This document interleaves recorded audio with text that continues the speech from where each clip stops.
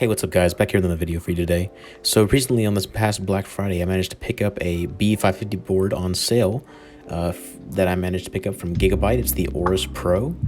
So far, I'm pretty pleased with the purchase. I got it for future upgradability due to the new Ryzen CPUs that are coming out, as well as the new GPUs that have hit the market whenever you're able to get those. And so far, I am pretty pleased with this board. It has PCIe Gen 4 support in both the M.2 form factor and in the express lanes. It has memory speeds that can go up to upwards of 5,000 megahertz in DDR4 that it can support. Still has the classic AM4 form factor for the chipset, but who all doesn't love that? But anyways, I thought that I would make a video for you guys for those who are new, on how to swap in a new motherboard into your current system. To get anything started, you're going to want to go ahead and start the disassembly of the computer itself. So you're going to want to unplug the power connectors to the GPU, as well as take off the back screws on the back plate, holding on the GPU to the actual chassis. And once you have those off, you're going to want to go straight to the lane where the GPU is plugged into, and you're going to want to move the PCI lever to the right until you hear a click noise. That's when you know it has released and you're able to pull the GPU freely out through the top. Alright, so the next step is going to be to make sure you unplug all the wiring from the actual board. So that's your front I/O, your SATA data cables, as well as your power connectors and chassis fans. So make sure you go around all the connectors on the motherboard and unplug all of those. Once that is done, you're going to want to go around to the board and identify the post screws. They are always a Phillips head screw on the board. This is an ATX board, so it usually has either 6 or 9. This one's a little bit shorter, so I only had to use 6 for this one. So what you want to do is get a Phillips head screwdriver and unscrew all of those. Once you have that completed, you're going to want to identify that nothing else is touching the board, nothing else is connecting the board to the computer, and you should be able to just lift up and pull it gently out from the I/O shield in the back, and pull it out and up and release it.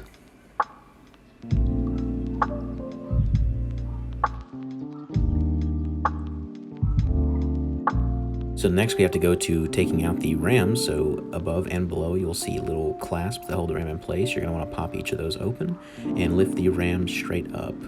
Once those are out, you're going to want to go to removing your CPU cooler, which is these 4 screws, and make sure and tighten these in alternating order. So when you unscrew one, make sure and unscrew the opposite corner next, and then the other corner next, gradually until it releases. Once it is off the motherboard, sometimes you may have some issue getting off the motherboard with Ryzen CPU stock coolers. Usually what ends up happening is the heat kind of gets them stuck on there. So whenever it's on there and you release the screw, just kind of give it a little wiggle just like that, back and forth, and it should pop off.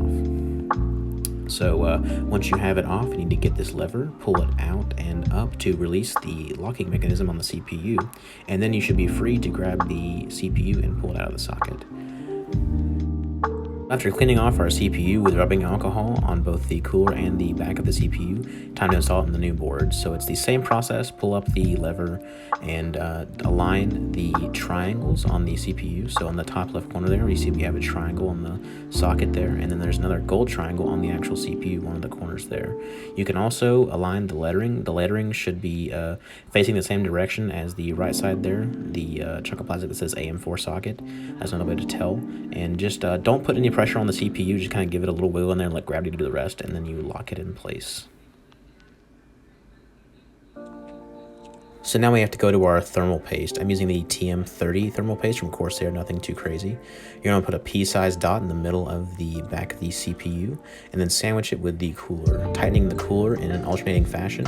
You want to go from one corner to the opposite corner, then down, and then to the opposite corner, tightening one screw around at a time.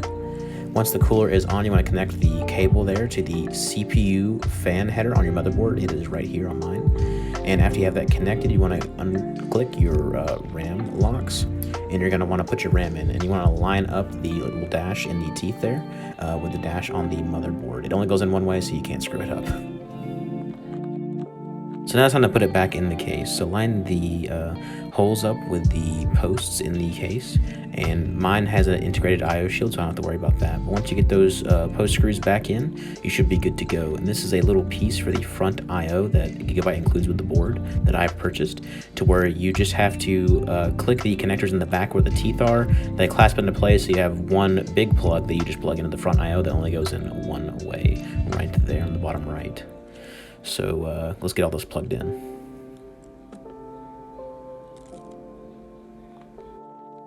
So you're going to want to also plug in the other connectors on the bottom row.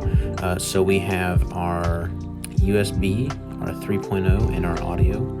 They click into the respective plugs that are labeled on the board, as well as our front I/O that I have plugged in there. So now we have to get to plugging in all the power connectors, SATA data cables, and the chassis fans at these headers. The fan headers are on the right, top, and bottom, and all the power connectors are in the same place as the previous board.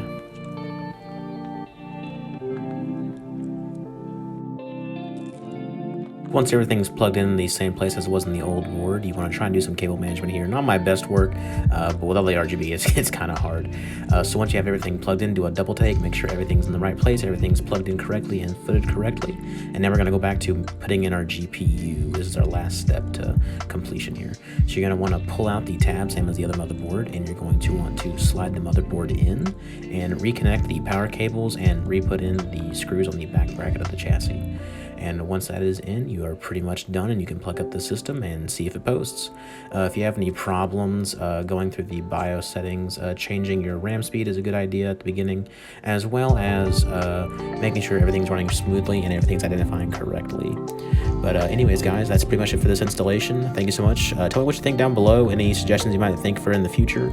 And make sure and check me out on Twitch. It's twitch.tv/TreyMaySenpai, same as the YouTube channel.